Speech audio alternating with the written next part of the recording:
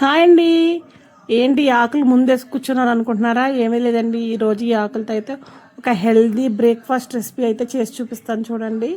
ఇదైతే అమలాపురం సైడ్ అయితే బాగా దొరుకుద్ది. నేను చేసే ఈ రెసిపీ పేరు మీకు గనక తెలిసినట్లయితే కామెంట్ బాక్స్లో కామెంట్ చేయండి ఈ రెసిపీని ఏమంటారో. ఇవైతే పనసాకులు అండి. ఈ పనసాకులతో అయితే మనం ఇప్పుడు ఒక రెసిపీ చేస్తాం చూడండి. ముందుగా అయితే మనం ఒక టూత్ పిక్ని తీసుకుని దాన్ని చిన్న చిన్న పిన్స్లా చేసుకోవాలండి. పిన్స్లా చేసుకుని ఒకవేళ కొబ్బరి ఇండ్లు ఉంటే వాటితో కూడా చేసుకోవచ్చు. ఫస్ట్ అయితే 3 పనసాకులు అయితే తీసుకోవాలండి.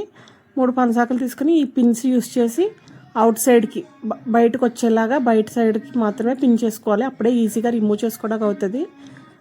ఇలా బుట్టలాగా నేను అయితే వీడియోలో చూపిస్తున్న విధంగా ఇలా 3 ఆకులు తీసుకుని బుట్టలా అయితే అల్లుకోవాలండి.